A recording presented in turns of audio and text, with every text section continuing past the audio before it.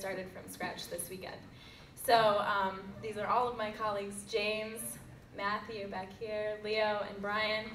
We're going to talk about three things today: a problem, a solution, and the benefits. We believe local needs local. We believe small deserves a space, their own space, because it's not easy being small in a looking for local media advertising. So let's watch a movie. We need to advertise in the local paper. Okay, I have no idea how to start. Try searching the internet. Are you kidding me? There are over 30 papers. You should contact them. Are you kidding me? I don't have all day. Can't you just do it? No. Please? No way. I really want this. There's got to be a better solution. Well, you could try a loop rules. Why didn't you tell me about this earlier? It's new. Ugh. The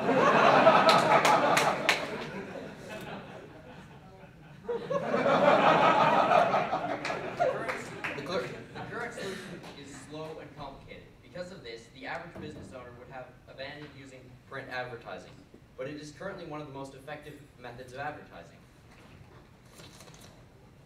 We are simple, fast, and economical. Locales is a local print media marketplace where advertising is aggregated to benefit small businesses to bid, buy, or sell your print ads. Check, check. Let's take a quick look at what this may look like. This is just a mock-up. It's a wireframe, so see what you want to see as a user, and we'll improve on it and give you what you want at the end. It looks a little different from the start. What we can see here is it's a page. It's got a map on it. Where it come from, how does it know where I'm at?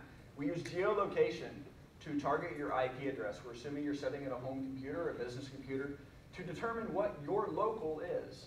From there, we give you the ability to move out if we've guessed too narrow, or we give you the ability to move in if we've guessed too broad.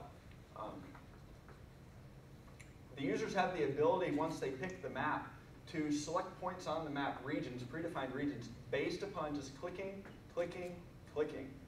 Easy. Different from what's being done out there completely. If you want to do it the old way, there's a standard search box down at the bottom that you can use. From here, we're going to deliver you results nobody else can deliver. There's not a place out there where you can aggregate local media in one spot.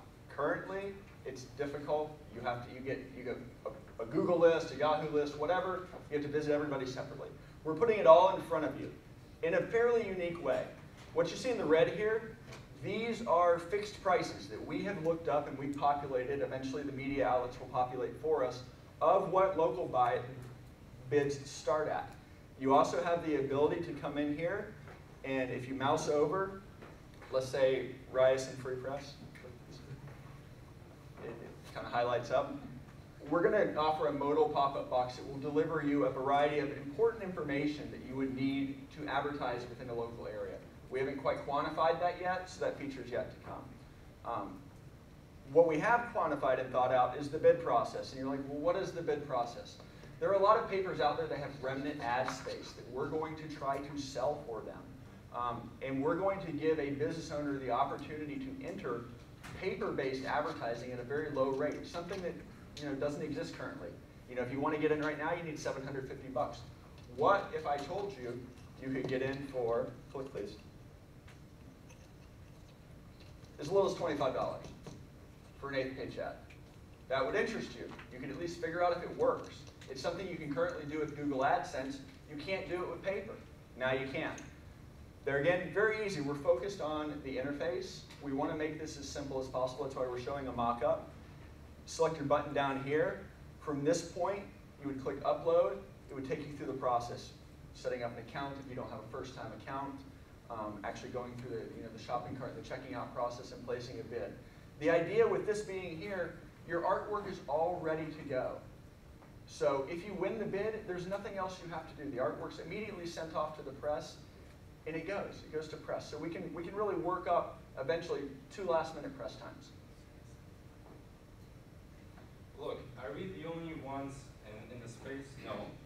We have a competition. MarketBits is a website. However, we believe that we have a better end-user experience and a better solution. So what's our market like?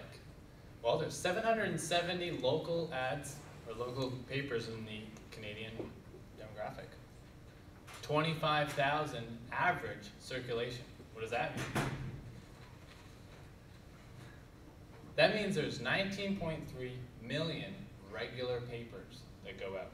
That's a lot of eyeballs. Cases show that papers are read 2 to 3 times. You do the math.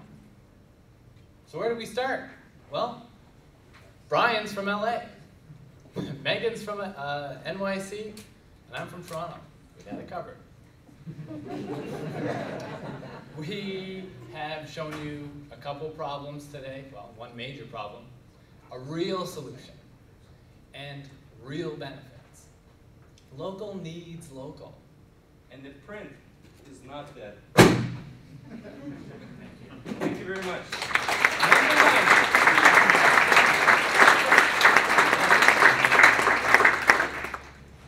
Any questions, answers? We've had a pretty interesting one, so I'll tell you a little bit about it. Okay, so first thing I'd like to do is, well, firstly, we're Guru, so we can invest intelligently, and now I'd like to introduce you to my friend named Chris. Chris is an intermediate investor. Okay, he's about 29 years old. He's got a portfolio under 100 grand, and he's got a moderate knowledge of the market. So he's invested a few times. He's done okay. All right. Now, for Chris to make really good investment decisions, he has to pour through financial statements. That means balance sheets, cash flow, income statements, just to make sense of all the noise. It's a headache. So as you can see, Chris is a little unhappy. So what Chris would really like is a solution that takes all of this information and distills it down into an easy-to-read report. Now, I believe that this can be done through value investing. Now, value investing is a time-tested approach to the markets. For example, if you had invested $1,000 into small-cap value stocks 20 years ago, you would have over $16,000 today. Now, you can compare that to if you had invested $1,000 during the same time period in the S&P 500. You would only have $11,000. That's a difference of over 40%. Now, I should probably introduce myself. My name's Youssef, and I've been value investing for a while now. For the past 2 years, personally, I've returned 11% in my portfolio. And I compare that to the market's negative 18%. So I'm a guy that knows it works. But the trouble with value investing is that it's extremely time intensive. I don't have the time to constantly pour through these documents. Now, what I used to have to do was take about 2 hours to actually properly analyze a stock. I'd go through the balance sheets, go through the cash flow statements, go through the income statements. It was a big pain in the butt, and like I said, I didn't have the time. So one day I suddenly realized that all of this could be automated. So this is where the Guru engine comes into play. The Guru engine takes all of that information and distills it down into an easy-to-read report. It handles 3 basic areas. Valuation tells you how much your stock is worth. It tells you how well the management's track record, how good the management's track record is, and gives you key performance indicators. Now, to top it off, we also give each stock a grade to give you an overview of how good of an investment it is. Now, let's talk about our competition. We believe our biggest competition is Morningstar. And yeah, Morningstar is a well-respected company, but they have a huge amount of services. They have an array. And I find it really difficult to pick what's right for me as an investor. And it's tough. Like, you want to make money, right? So we're a product that's very focused. We do value investing. That's what we love. That's what we sell. All right? We provide all of our analytics in real time. So as soon as you load a page, boom, your stock is analyzed. Now, you compare this to Morningstar, who actually has to hire an equity research analyst, spend a whole day to generate a report. So they're not able to compete on the same level as us. And we're also software as a service. Now, let's talk about our product. This is an example of an analysis page that we would generate. So the type of information you get is valuation, as I mentioned before, a grade, and we tell you what we like and what we dislike. So for example, we like companies that for every $100 they spend, they make over $110 of cash for the shareholder. We like companies with strong balance sheets, and we tell you this information. So we make it easy to read and help you have higher conviction in your investments. And by the way, this has been created, we're a pre-existing startup. So, last but not least, I want to thank my team, because without them, I wouldn't be able to stand here. Yeah, come on.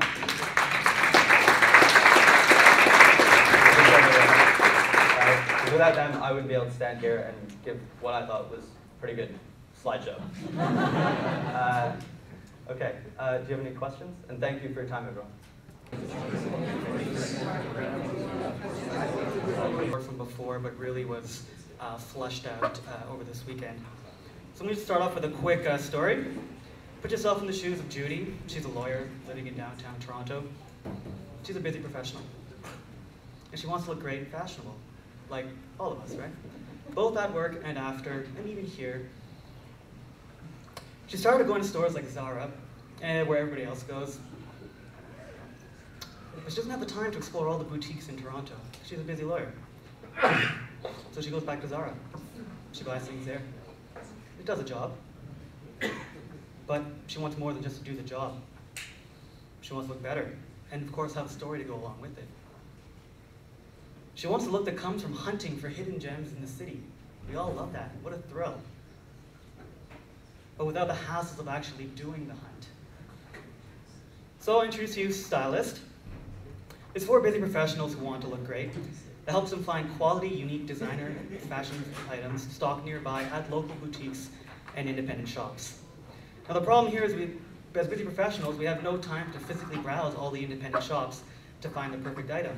So our shopping trips end up either targeted to large retailers, where we're just settling for that convenience of aggregation, or we'll actually try to hit up those independent stores on that couple hours we have every month maybe, and we feel unfulfilled. We can't cover nearly everything we wanted to, and we probably didn't find that perfect item for the gift or for ourselves. So the solution is to bring the stores to you and improve the convenience of the hunt for the stylish and independent.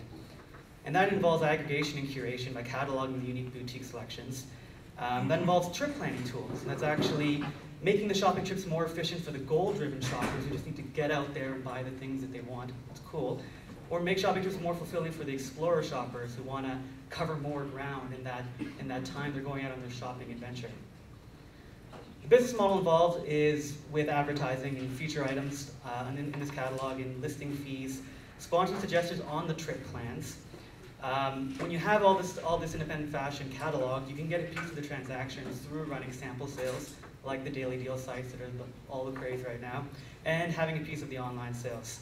As well as paid services. Imagine, forget FedEx, imagine you have a stylish student on a Vespa delivering your evening gala dress, although that's the wrong crowd right now, a really cool suit for your wedding that you didn't plan for because you're at startup weekend. But before building around a set business model, we want to pinpoint the value, launch and validate the product, see whether it resonates more with the goal-directed shoppers or the exploratory shoppers, and that'll really drive what these value-added features and services are. And beyond fashion, there's more that busy professionals want, like furniture and interior decorations. So let's show you what we designed and coded over the weekend.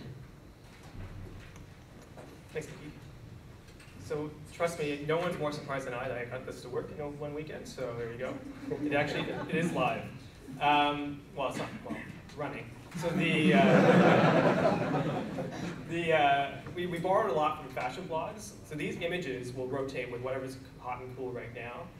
These are all, indicative of the category, but they're actually items in the catalog. So, and we decided to break it down from types of items as well as occasions. So whether you're at work, or you scroll down, casual times, or if you go down further, evening stuff, nights out, etc. And just to show you that fashion is not just for women, it's all loading from the database. It also does works for men. So suppose you're in the market for casual jackets. Yeah, just show you very quickly. So it would actually, as you look for stuff, it will actually put them on a map here and plan your trip for you down here. So if you're looking for stuff, oh, I like that one and that one, it starts, mapping it out and telling you where to go. And you're like, that's interesting. That one's like really too far away from me. I live downtown. I don't really want to go there. You can just remove it. And it's gone. And then when you're done, you have all your jacket shopping in one place, location. You can send it to yourself on the phone, by email, print it out, whatever you want to do. So that's roughly our prototype. I wanted to make one quick point. A lot of things are happening in fashion and e-commerce right now. It's really exploding and really growing. But there's still a significant portion of people that aren't going to buy online. They really want to go out and try the things on. So the main focus here is actually driving foot traffic to the boutiques and the actual stores. And e-commerce is going to be a secondary priority, but an offshoot of that because we've cataloged everything. So we can actually sell for those who are ready to buy with one click. And I'm excited for that guy on the vest, but I deliver my suit next week. All right.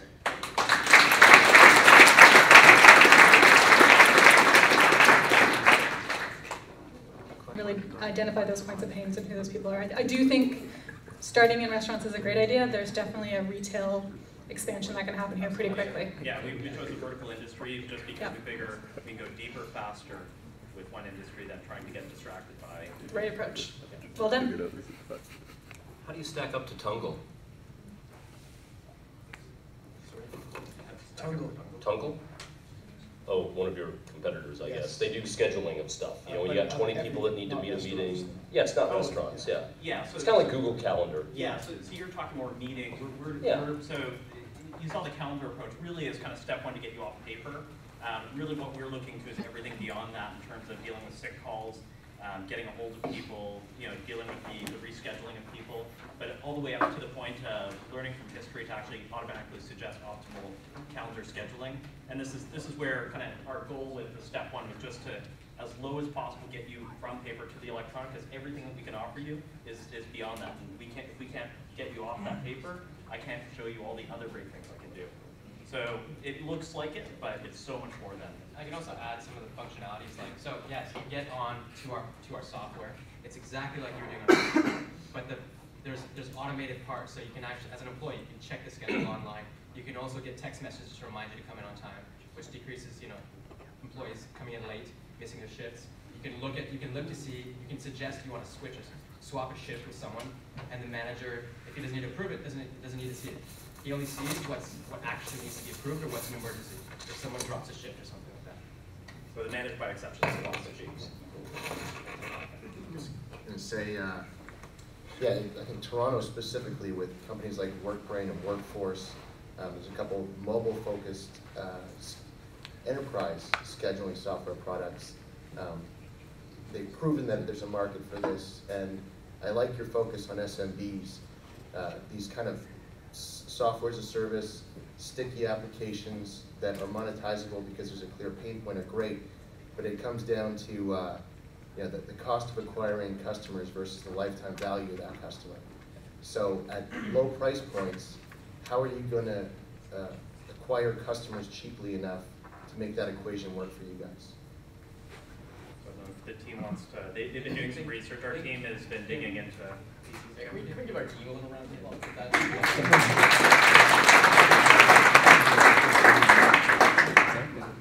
We looked at that and we looked at different ways competitors are doing it. Paper people all of the questions because they are doing that crazy $8 per click, and that means the customer acquisition something like $700 and they are charging $15 a month. What we decided to do is go only as organic service one and go local, inviting country friends, and we did an estimate for around maybe $50–60 per local first, and organic only online. The life value of the customer is around $1,200 to $1,400. We estimated again over 3 year period, which is the average paying percent for paying the customer to get it $1,200 to $1,400. And again, the estimate is 30% will drop off, and then we can You gotta love it when judges do this. Can you give me an excuse to give you a better score on breakthrough potential, meaning viral nature? What can you do to make this more viral besides we're gonna have a bunch of local events and call people up and ask them to come to our local event? Like that's deadly. I think we can make it, well, I'll give Kim the opportunity to speak. I was gonna say we can make it fun and funny. Which isn't done with Skip. Yeah, that's definitely one of the aspects we want to do. But one of the models that we had thought up was really looking into referrals. So if the restaurant community is so tight knit, especially in places like Toronto, you know, people move around a lot, and being able to encourage current users to invite other people to join, kind of like what Dropbox does, for example. You know, you could get a couple months free if you have someone sign up and things like that. So increasing the spreadability of it. I'll give you another one, even better. Connect with the employment guys. Pay new employees $50, and then you get their new employer on your system. Yeah, actually, we're looking at a bottom-up approach as well, where we could take segments of this, like the shift swapping, and basically enable that component as a free in the door. And say by getting your manager on board, now you can actually manage the entire restaurant. Because your employees are already doing it; they're doing it on their phones. So we're looking at it as a free in because we've already built most of the algorithms, the tech around that, so we can reuse.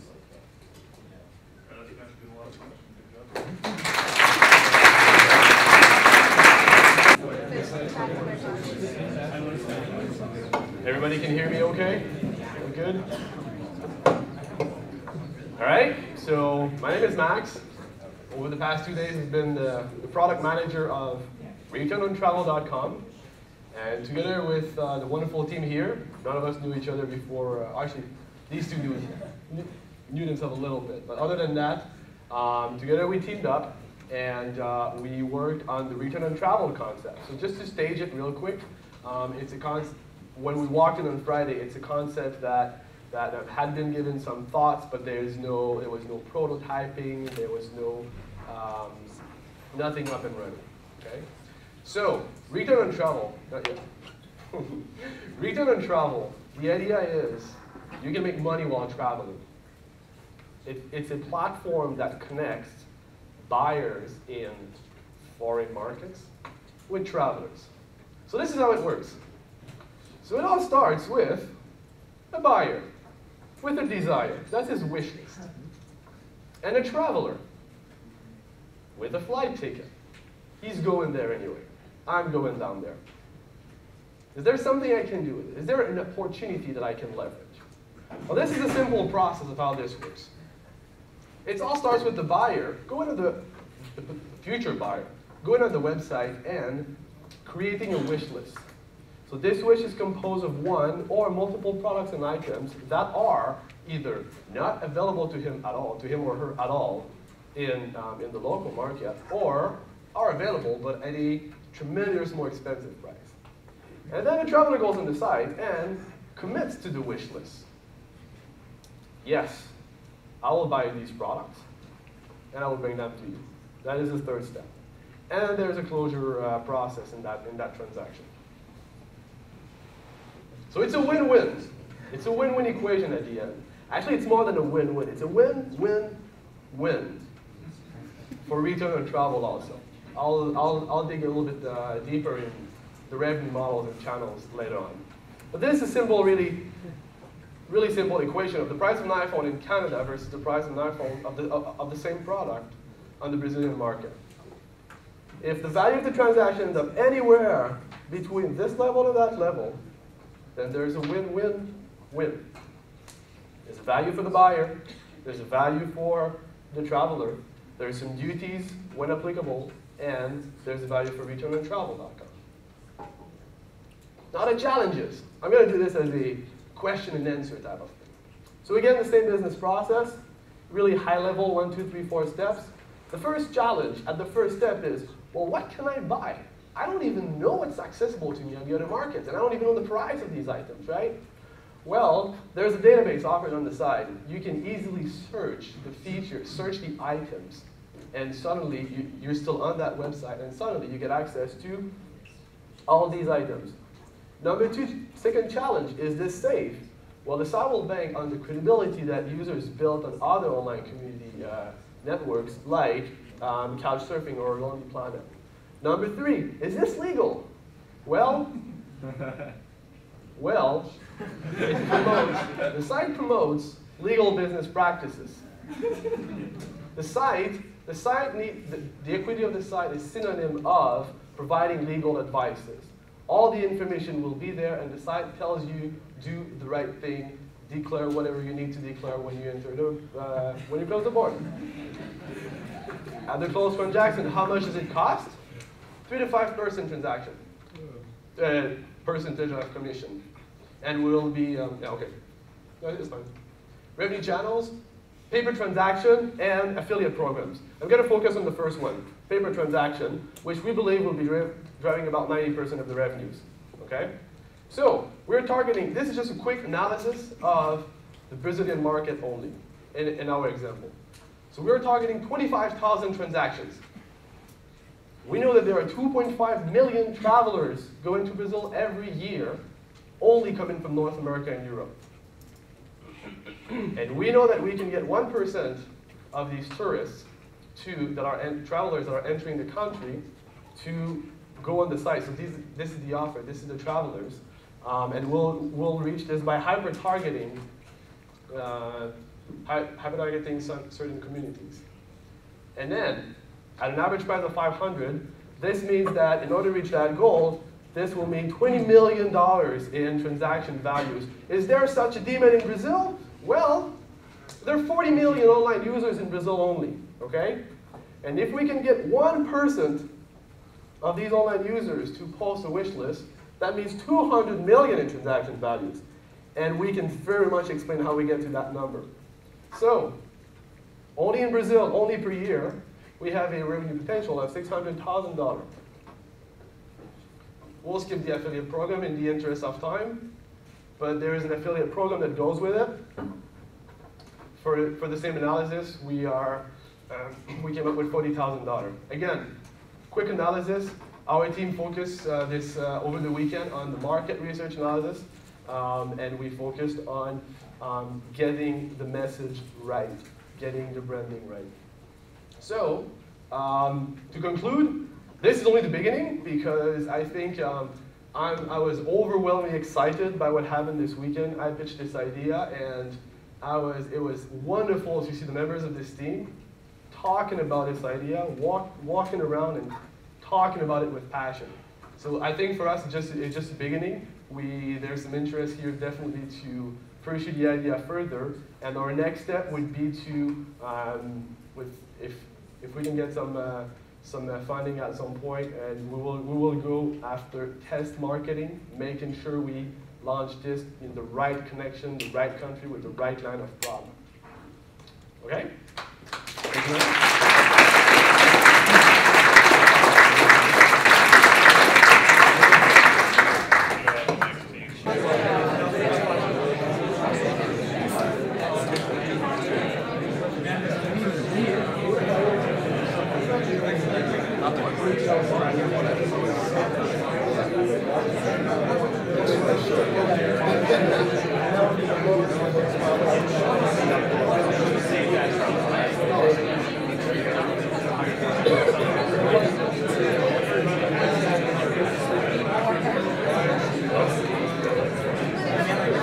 Hello?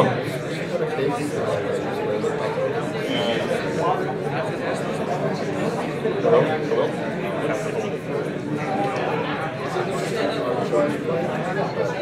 Hello? Good evening. My name is Soren and I'm with the Untitled1 team. And Untitled1 stands for the TV the way I want. Just quick disclaimer. Tonight we're presenting a complicated idea. I've got 4 MBAs at that table that all contributed to this presentation. So there's an inherent value to this. There's a lot of education into this presentation. So we're going to start with the thing that intimidates me the most, which is smart people. I always get intimidated by smart people, and I get intimidated by smart quotes and smart articles. So there's a smart guy down there who 6 months ago wrote about these guys that have all this real-time content on the web, and he called them curators, and I had to look it up in the dictionary. What is a curator? So I found out. So then he said, these guys need to give the user a way to enjoy the content whenever they want, wherever they are. Do you know what? I didn't get it. I didn't get it for a long time. Until, oops. I hope that was okay. Until I met those guys Thursday evening. I knew some of them, but we discussed this idea. And then, this morning, something wonderful happened. New York Times published a piece on what we were discussing about for the past couple of days. So this happened today. So I'm going to share with you what it is, this real magical thing that we're doing. Imagine that's an improved version of me. And of course, my wife is much more beautiful than this. And I'm sure that you're thinking of all sorts of situations around this picture, but let me tell you what exactly happened. This is exactly what happened. That guy over there, the dude with the beard, he loves TED Talks. I love TED Talks too. So he emailed me a TED Talk at 12 o'clock during the day. A wonderful thing that I want to watch, and my wife wants to watch. So what we want to do, we want to watch it together at night, in the evening, on the TV. Now, I'm an engineer, so I know how to hook up the cables. That's not the issue. The issue is, I have to go back to Facebook. He shared the link with me on Facebook. I have to copy-paste the link. Those are operations that will immediately result in my wife getting to watch something else on TV. So that's it. Ruined. Gone. The whole experience is gone. So I was trying to figure out a way of turning this into this. So how do we do this? I was asking all sorts of questions. Is there a way where content I find during the day, and more importantly, content that finds me during the day, can be during the evening all in one place? So I can just hit a button and it will go to a very nice, enjoyable experience? Is there a way where after watching my piece of content, this button does not exist? I'm in the watching mood. I don't want to search. I've already did that. I want to watch. The other question is there a way to escape the walled gardens? Whenever I watch online video from these guys, I need to go to the websites. They want to keep me in. I like technology. I like today's angle of CNN on technology. I don't like CNN in general. I don't want their recommendation. I want a different angle on the same story from a different news provider. So this is where Tadwana comes into play. Tadwana is a system that collects and aggregates all the video content I find online during the day and the video content that finds me online during the day into one uninterrupted, enjoyable video watching experience. So I'll say that again. It aggregates all the content I find during the day and all the content that finds me during the day into one uninterrupted, enjoyable experience. And the way we do that, well, it's kind of easy. We're everywhere. We're a browser plugin if you want. So whenever we detect video, you click our button, I wanna. I really wanna. You know what? I wanna. I'm a believer. I'm on Facebook. And you know what? I wanna. I wanna watch that TED Talk. And you know what? You wanna. And they wanna. The only problem is we're at work, so we cannot wanna now.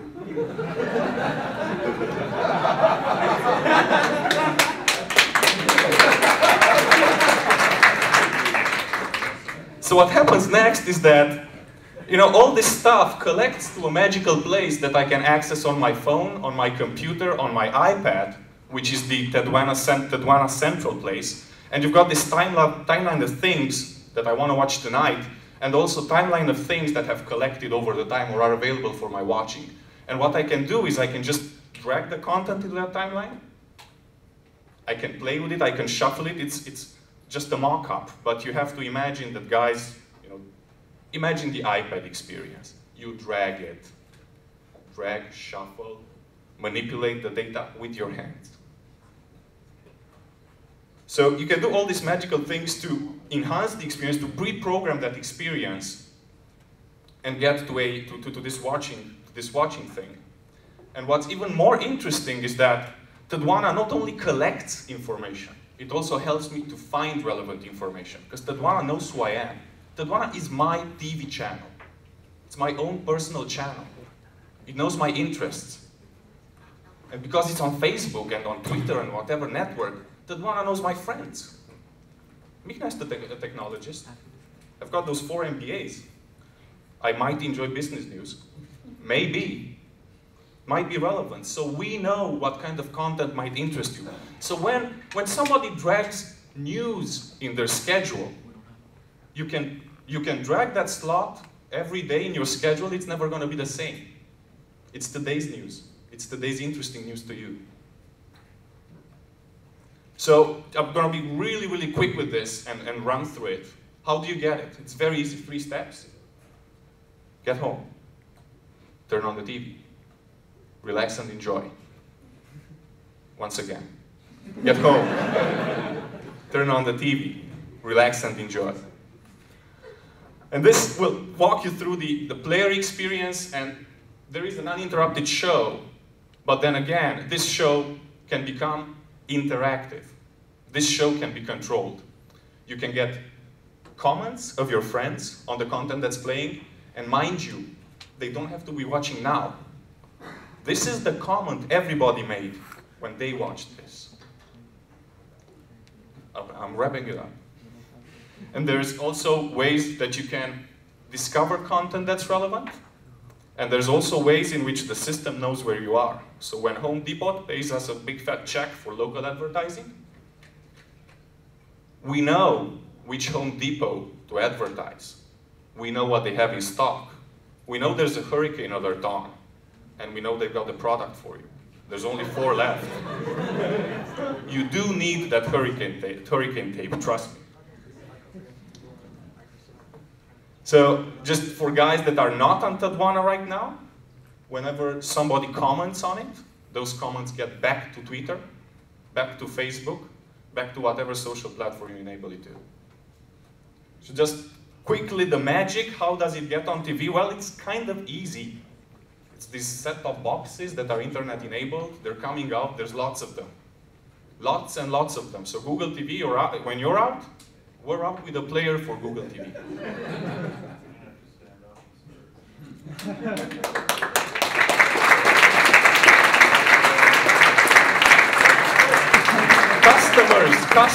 Two customers, don't let me forget, 2 customers, paying customers in the audience. So we got a $4 first month subscription yesterday. Today we were forced into a $5 perpetual subscription by our second customer, which I don't know whether that's an increase in valuation or not. All right, let's go to questions. We're going to cut the questions down to 3 minutes because that went way over. We've got to try to keep it down. Good stuff to listen to, but we got to keep it fair. I like the show, I like the experience. All right, questions?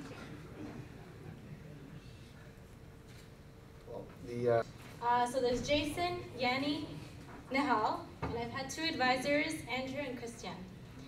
Now, successful events cost money. At the same time, sponsors need to find events that effectively build their brands. They need to find an easy way to find each other. Sponsorship Gold will make that happen. From the event side, it takes a lot of time to find sponsors. You have to make cold calls, send proposals, wait for responses, and negotiate the agreement. Brands receive thousands of irrelevant proposals and are not able to find the ones that really make an impact.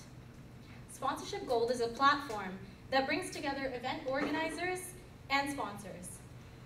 So events post their opportunity online, create these packages that essentially creates the product, and they can indicate the number that's available and the amount per gold, silver, and bronze package, for example. So we make it easy also for the companies to search for events that help them reach their target market. And this saves them time and resources that they might not already have. So here's a quick walkthrough of Sponsorship Gold. So first, events. The organizers can input their inputs for the event. And on the home page, companies can filter and see results on a map of the locations of all the events. And the search results appear, listing price ranges so they can see if it's within their budget or not. And then here you see the details of the posting, and sponsors can decide to sponsor now, at which point they would click the button and they would have to agree to the terms of use. And at which point they agree. Okay, so in terms of the market, for the pilot launch, Sponsorship Goals target markets are local Toronto businesses and large corporations that want to connect more intimately with their target markets and local target markets. So events of all kinds, such as cultural events, green, sports, school clubs, arts, they're all able to register, so there's a wide variety on here. The business model. Now the revenue model is a fixed commission rate using the headhunter model. So for example, if a company offers $1,000 for a certain package, and our commission rate is 20%, the event organizers will see $800. Now, they can accept or decline based on that figure. And when the events accept, the sponsor is able to pay their funds into an escrow account and deliver the the materials for the event.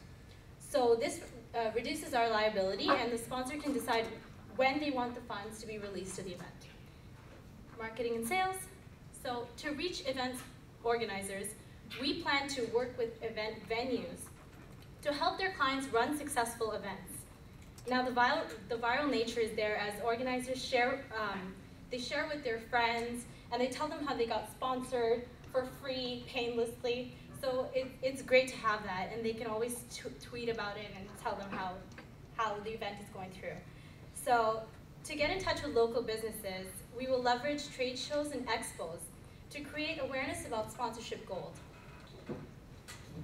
Now, in terms of competition, the sponsorship industry is very much in its infancy. So there are two main competitors in the US.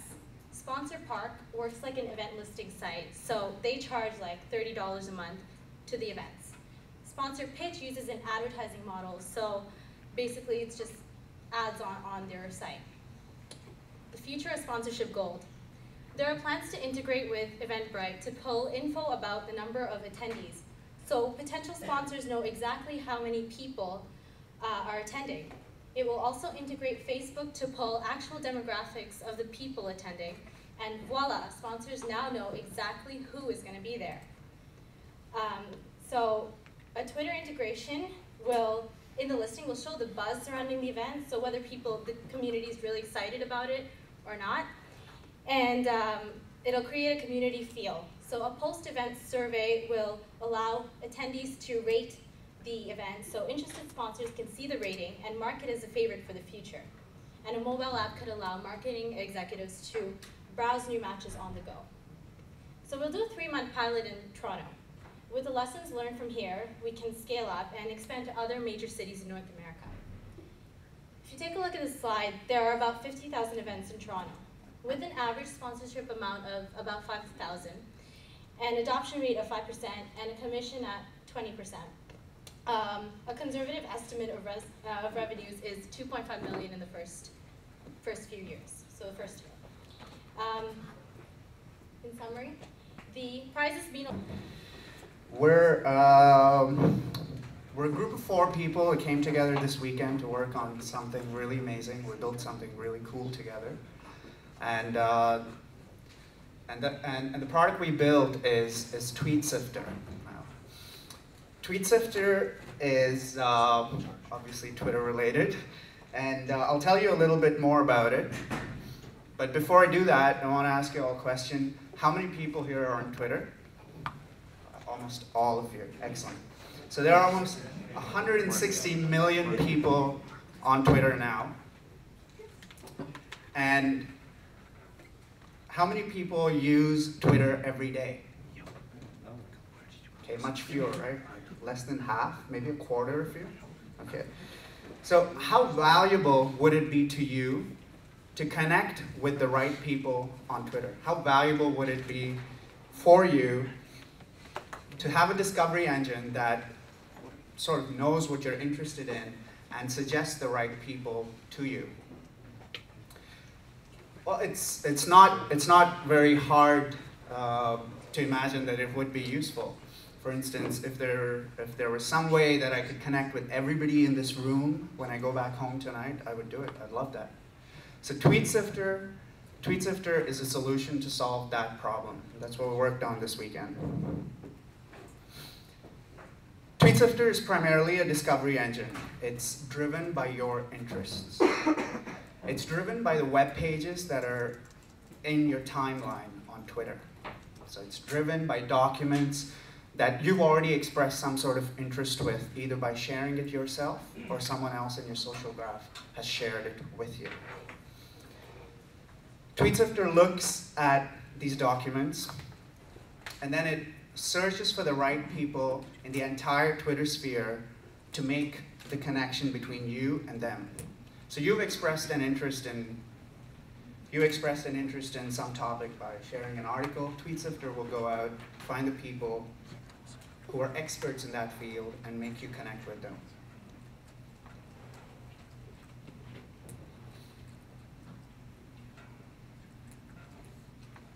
Here's another question. How easy would you like this tool to be to use?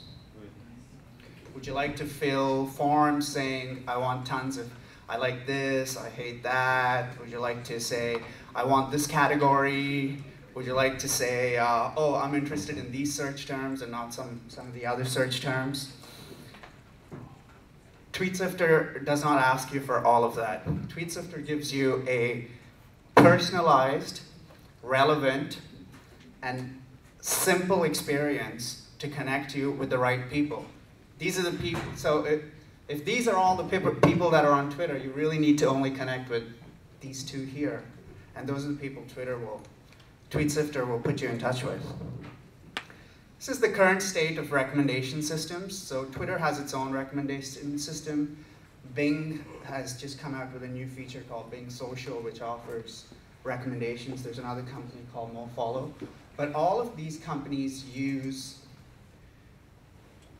your social graph and your social network to make recommendations to you. That means whom are you connected to and whom are those people connected to, and it tries to make suggestions through that.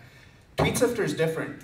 TweetSifter looks at the documents that you're interested in, it analyzes those documents, and then suggests these people. So it works differently. We can't go out and compete with Twitter's suggestion engine, I don't think, because all Twitter users are already on Twitter.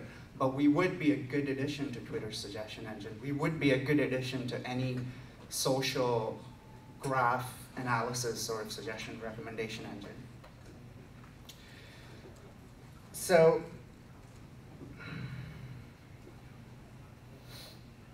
we built the system over the weekend. It's there, you can try it out. Just go to Tweet. I can just get your attention.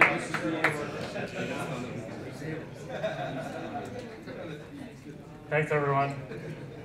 Thanks for having us today. We're very excited to be sharing the Task Avenue with you, recognizing that we're the last ones to pitch today. We'll keep it very real, direct, and honest.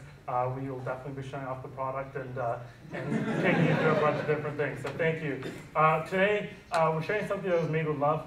Our team met and coordinated this idea Friday afternoon, have literally been working around the clock since 9 a.m. yesterday, so kudos to the team, and we're really excited about what we've come up with. As a starting thought, I think we can all accept the fact that people are inherently forgetful. Matt last week went all the way to Eaton Center, came back home, and didn't even get what he went there to buy.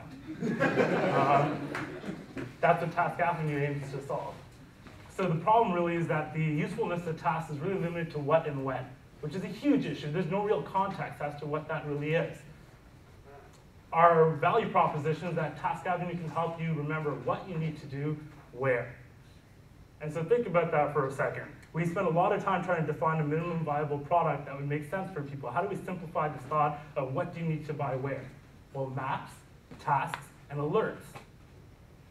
So as any normal product team would think logically, we said, let's start with the iPhone as the ability to demonstrate the capability of the platform is.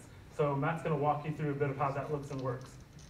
So I'm going to run you through the screens of the app that we worked on this weekend. So launch up the app, you're immediately thrown into a map with your current location.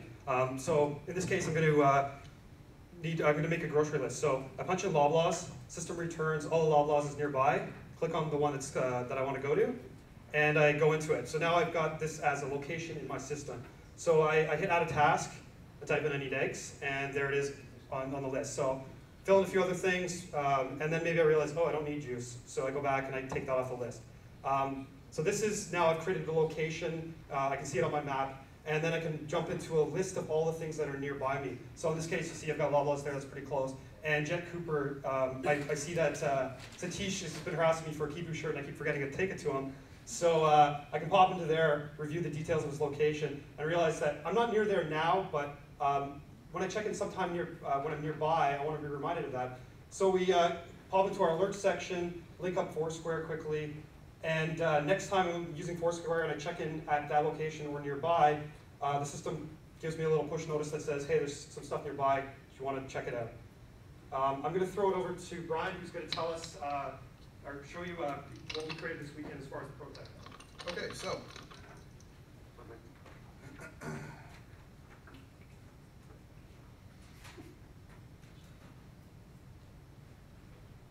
Oh, it's got off the window on me, that's why.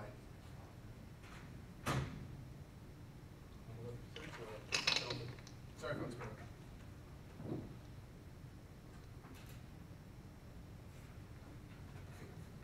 Thanks, folks. Sorry about that. All right, so unfortunately, because it's in the simulator, we have to go with the location that's already predefined. So I'll show you using this. We have our entire team over here at the table, with the exception of one. We all have it on our iPhones. So if anyone wants to see our prototype, you can come over and see it for locations around here. So the basic idea is we can see, apparently we're at Infinite Loop in Cupertino. And so I'm going to go ahead and, let's say I want to look around. And let's pretend, for example, that there's a Home Depot nearby. And I'm going to drop a pin by holding my finger on the spot that I want to use. I pop in here, and I want a new location.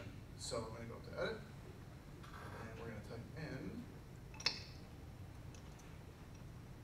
Home Depot. And so let's say, I'm constantly forgetting, like, okay, I always need to go get a certain product for my home renovations, something like that. So let's say I'm always forgetting to go get nails. So really simple. Done. So back. So now, in terms of alerts and all that, it's been saved. It's on our server. We have a really good REST API set up, so we're looking at expanding beyond the iPhone. Web interface, BlackBerry, that sort of thing, so that you can always have access to your locations, your tasks, and all that. Flip back. And flip back. 10 seconds. Is that how much we have left? Yeah.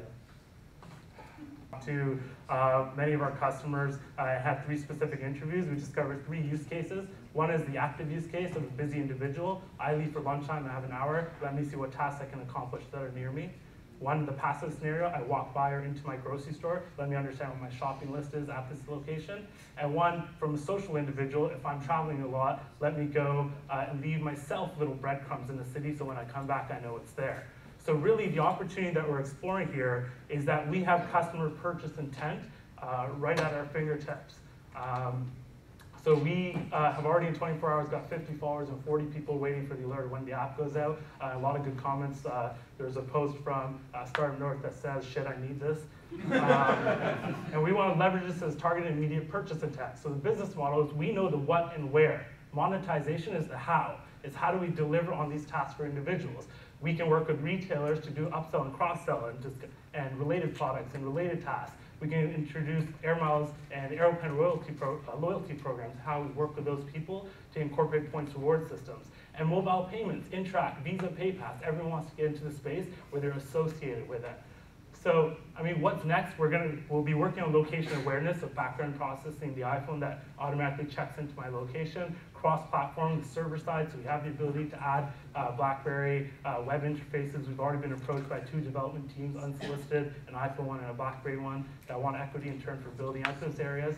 And social components, so how do I get my family and friends to add tasks for me, fulfill tasks for me, and take this further? So we're really excited about the application. We really think we have a team skill sets and... First of all, I'd like to say thank you for the people that organized the event. Thank you for the people that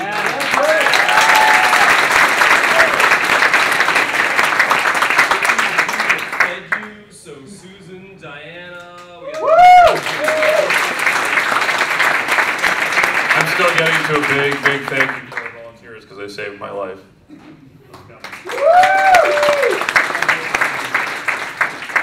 I guess I'm going first with the 2 awards, right? So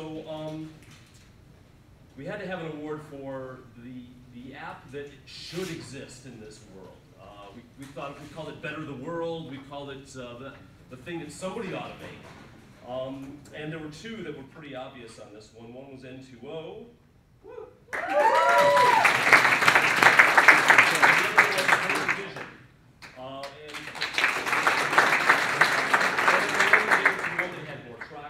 Had more validation, had moved it further along, hopefully going to be signing deals in the next couple of days, and that's N2O. So,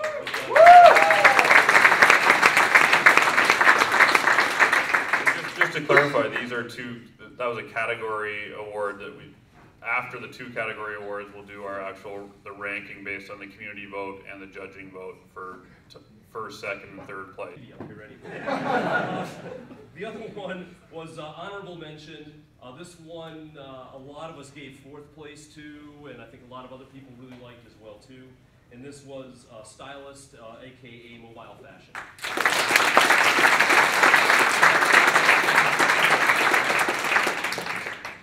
All right, so I think.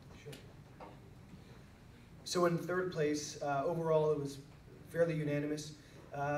We really liked the design interface. We thought it looked great. It was a great presentation.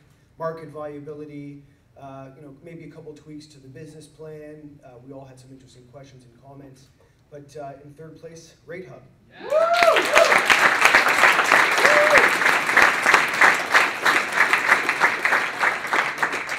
In second place, this was a team that identified a clear pain point.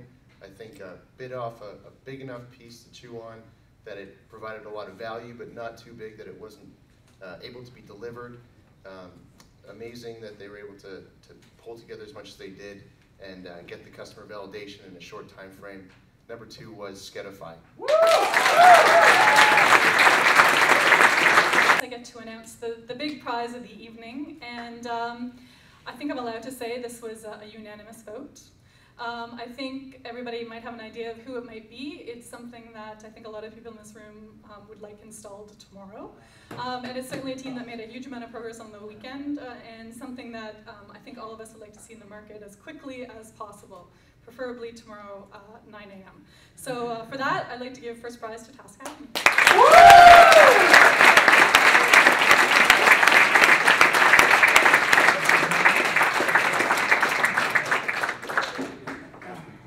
Thank you very much.